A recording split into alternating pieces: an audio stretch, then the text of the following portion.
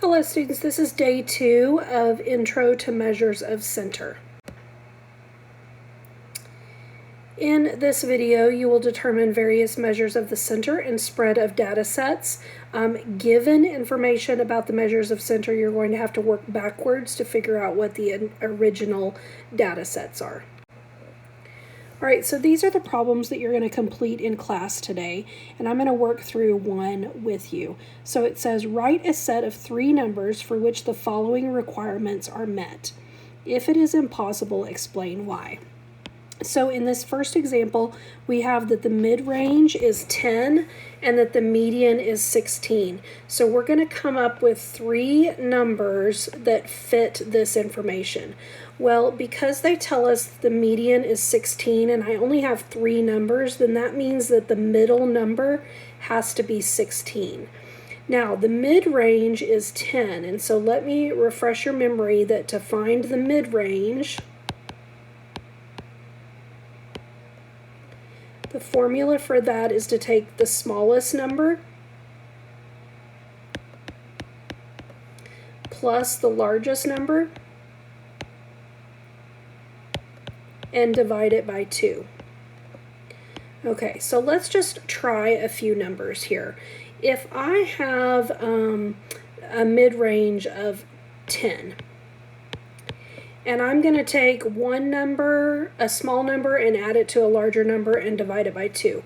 Well, I know that my middle number is 16, so let's say I'm going to just choose, let's say my largest number is 20. Well, you can see that 20 divided by 2 is 10, and so one example is if you have your smallest number being 0 and your largest number being 20. 0 plus 20 is 20, and then divided by 2 would give us 10. But let's come up with another example because I don't really like that first number being 0.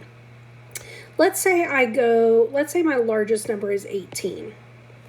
Well, I need that numerator to add up to 20, and so that would mean that my smallest number would be 2.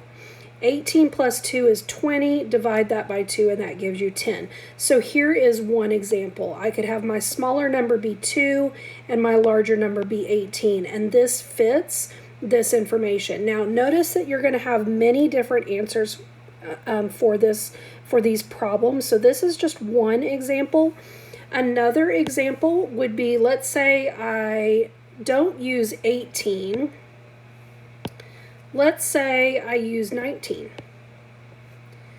Well, I could do 19 and 1. 19 and 1 adds up to 20. And so that would be another example. I could have the values 1, 16, and 19. As long as I keep 16 in the middle, because that is my median, then there are many different answer choices. Another example would be, let's say I take 17. 17 and 3 would give me 20, and so that would be another example that works.